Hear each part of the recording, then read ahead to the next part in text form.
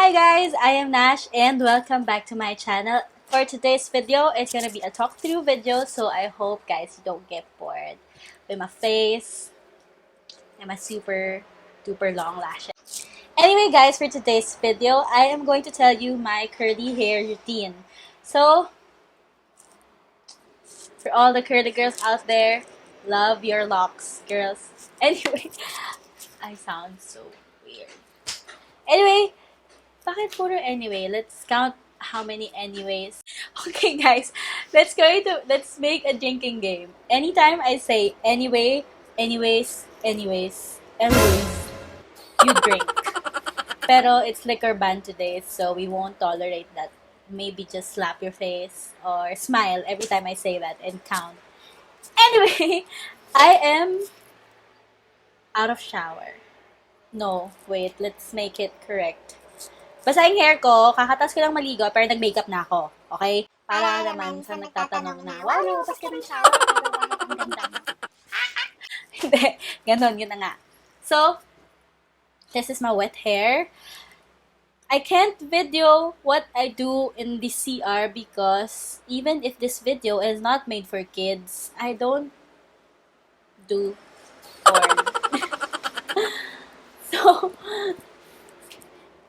I'm just gonna explain to you briefly what I do inside the CR when I take a bath. Okay, gets? So, ito po yung hair ko. Sobrang matrabaho, very tedious ang paliligo. So, naliligo lang po ako ng once a month. Half joking, 3 times, mali. Every 3 days ako naliligo. So, I have my 3-day curl. So, pag 3rd day na, it's ugly na. So, ang pagligo ko po is, I'll also say the products that I use because, so you'd know. I use a shampoo from Lush. It's big. Big yung pangalan ng shampoo. I'll just insert it somewhere. Okay. I don't want to hold it like this because it's filthy. It has hair strands all over. So, the shampoo I use is Lush Big. It's a sea salt shampoo. I really love it, guys. The smell is so good. Parang pag dumaan ka ng Lush, yun yung naamoy mo. Yun yung big shampoo. It has sea salt particles, small particles, which they say will give volume to your hair. And nagagawa naman niya ang purpose. It gives volume to my hair. You feel like the beachy waves, like when you swim, tas pag natuyo yung hair mo, pagkatapos mo magdagat. Ganun siya. If you use it alone. That's how volumized my hair would be. So, I use that 1 because I want volume, and 2, I like the smell. That's it. And also it's vegan, it's organic, because I'm trying to. The thing is, I like natural products. As much as possible, I don't buy chemicals. Mali, everything is chemical, di ba? Idea from the brainy Nash. Everything is chemical. What I meant was all natural. So, yung Lush, vegan 100% natural siya, I think. And also, I'm a DIY queen. So, I DIY everything. But, for my shampoo and my conditioner, I have my Holy Grail products and yun. And I shampoo my hair, actually the scalp only. Because I don't put that much shampoo sa hair ko. So, kung ano lang yung nagpo-fall out na bubbles, yon, hindi ka ako maglalagay ng something like another drop kamay ko para sa hair. So, parang sa scalp siya.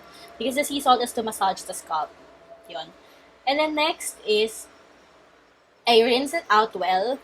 And then, I use a conditioner from Watsons. Ito po, very affordable. Buy one, take one, 300 pesos. Super laki niya. And kaya ganun po yung conditioner ko kasi sobrang dami ko gumamit ng conditioner. Yun lang talaga. Kaya hindi ako bumibili ng mahal na conditioner because it's gonna make me poor. I'm gonna be broke pag mahal pa na conditioner yung bibiling ko. But, I swear to God guys, ang ganda ng Watsons sa conditioner na yon.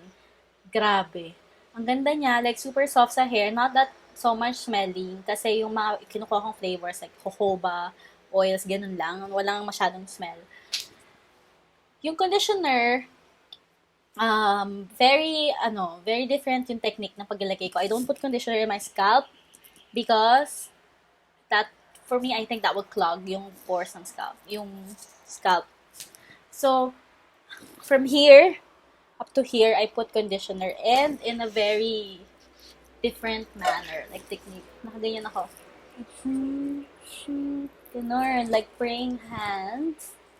And then, once you feel na yung conditioner ay para na rin siyang shampoo, I mean, parang yung bumubula na sa dami. Like, sobrang weighty na ng hair. Ni-squish ko siya. That's what you call squish out. Squishy curl. Ganon. Parang ma-enhance yung curl. You squish it. And then, I use a scalp brush. Yung silicone brush sa CR, yun yung pinapang brush ko ng scalp ko while may conditioner habang inaantay ko lang ng konti. And yun yung pinapang suklay ko. And that is the first and the last time na magsusuklay ako after 3 days. Hindi talaga ako nagsusuklay ng hair. Kahit finger comb, hindi talaga. Kasi, ganun po ang mangyayari. Bubuhaghag po talaga siya. So, after that, I half rinse it. Moment was not rinsing everything because I don't wanna strip all the moisture na binigay ng conditioner. Kasi, hindi naman ako magkaka-dandruff doon. Kasi dito lang naman sa hair. Hindi ka maglagay sa scalp nung conditioner. So, I don't wanna strip all the moisture. That's why I don't rinse it out. And when rinsing it, talaga pag ganun, like katapat ako sa shower, then and also the silicone brush para mawala yung buhol. And after that, very important step after you rinse, you wipe, diba? Wipe na. Tapis na ng towel. Is the type of towel you use for your hair. The type of towel I use is a microfiber towel because frizziness is the number 1 kaaway of curly hair. Kahit pa maganda yung locks niya, if magkalat-kalat lang siya ng konti, mag-frizz lang siya, ang pangit na niya. Saka mukha siyang patay kahit hindi naman patay. That's why they say, bakit patay lahat ng hair mo? No, hindi. That's just frizz. So, to control the frizz or to prevent the hair to be frizzy, use that towel. Very important step siya actually. If you don't have the towel, the microfiber towel, I suggest like 100% cotton na t-shirt. Yung mga t-shirt na malalambot. You see naman na material 100% cotton. So, yun yung ipapangbalot mo. Yun yung ipapang scrunch. Guys, scrunching is going to be your best friend. Okay? When you wipe hair, laging scrunch para you don't lose the curl pattern. You don't pull the curls out. You don't stretch the curls out. Instead, you help them reach the curl they deserve. Ganun. So, that's it. After rinsing, ayan na. And, I put a mask. It's a DIY mask for my hair. Ginawa ko lang siya. Kaya nga DIY, diba? Ginawa ko lang siya. It's from SHEA butter. I'm going to show you the video how I did it. It has shea butter, olive oil, and yung binibili ko sa Lush na conditioner bar na ginagawa kong leave-on conditioner. Big conditioner din actually. Di ba big yung shampoo, then big din yung conditioner because the sea salt thing is really my fave. Anything with sea salt, I like it. So, gusto ng mane na may asin. Anyway, so let's get into the DIY video. So, we're going to mix the ingredient first. We're going to need the shea butter. I ordered this from Shopee, straight from Ghana. It's unrefined shea butter. And the block there is the conditioner block from Lush. So, get as much as shea butter you want. Make it very, very generous. And mix it together before mixing it together, heat it up. After that, add all the oils you want. I only have olive oil, but you can add tea tree oil. Mix it and melt it for 30 seconds or more if you have a lot to melt. So put it in a mixer. You need a mixer for this, guys, because it's gonna be hard if there's no mixer. Your arms are going to hurt. Mix it, mix until it gets creamy. It's gonna be a hard job if you don't have a mixer. So just make it to the very fast setting and mix it. Make sure that the consistency is just like that, not super melted, but burnt. Okay. Now, after like 5 to 10 minutes, it will cream. you'll see the difference. You'll get to the stage after 10 minutes or so. Then that is where you can use it. You can store it and you can use it. So that's it. That's the DIY shea butter mask I do. Make sure to whip it so much because if you don't whip the shea butter, sobrang ew, kadiri siya. Like parang sayot. Yung ano mo yung may ganun-ganun pa, may husk pa pag ano. Tapos buo-buo siya sa hair. So whip it para maging creamy siya. And ayun, what I do was like praying hands again, do it, and then somehow curl the bottom na na-stretch. And then squish it again. Squish. Para mabalik yung pattern. Squish, squish, squish. Actually, this hair already has a mask na.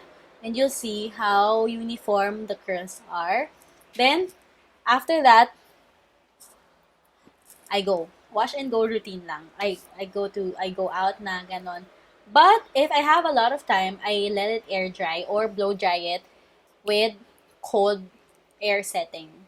Please, girls, don't use hot air sa inyong hair. Kahit curly or kahit straight hair pa yan, don't. It's a no-no. So, this is my hair after showering with the mask also. So, it's like 20% dry. So, my routine is very easy because I only do it 3 days. Every 3 days. I only do it every 3 days because the curl will hold itself. And actually, I feel like every time na dumatagal pa siya, mas lalo na volumize yung hair. But then, on the 3rd day na if ever I don't refresh the curl, medyo pangit na rin kasi nag-freeze na siya pag natutulog. But there are some times na, but I recommend you guys, when you sleep, if you want your curls to still look nice in the morning, use a satin bonnet. Me, I don't do that. But I always hear it. I see it in any typical curly-haired girl YouTube videos. I see it. They use that. Lalo na kapag sobrang mahaba na yung hair. Kasi ako, medium pa lang. Pag mahaba na talaga, it's going all over the place. So, you need to wear a satin bonnet. So happy with my locks. Ayan. So, guys, I'll get back to you. I'll dry my hair, tease it a little bit, and let's see kung ano talaga yung day 1 after curly hair routine ko. Kung ano talaga yung maging itsura. So, I'll see you. Hi guys! I'm back. So, this is my hair, 80% dry. And what I did was just tease it like this. Just the upper part. And also, separate the curls. Like, if you see a big curl, like this, separate it. So, it's gonna get bigger once it's 100% dry, but basically this is how it's gonna look like. It's volumized. Also, it's very shiny, very soft, and smelling so good. So, that's actually my hair care routine. It's hard, but it pays, right? After it, it's very nice.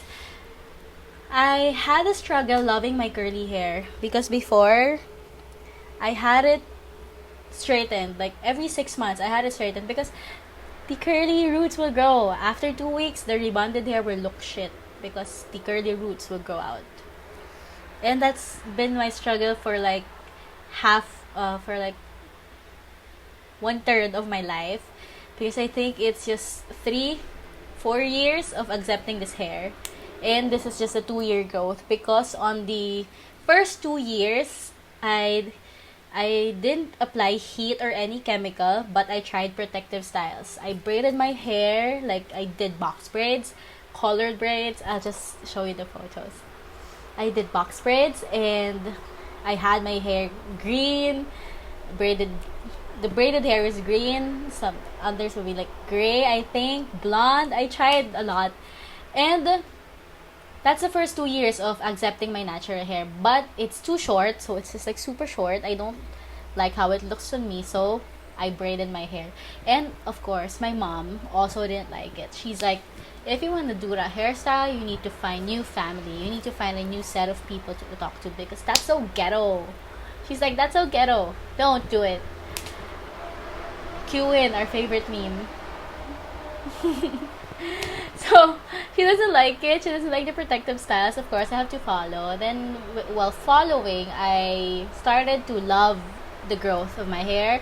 Started searching how to take care of curly hair and some short curly hairstyles. Then, after that, I get all the praise, and that's what I really like the most. There's no day people won't appreciate my hair, won't ask if my hair is natural. Actually, I get annoyed because people will ask, is it natural? Yes, it is. How many times will I prove you?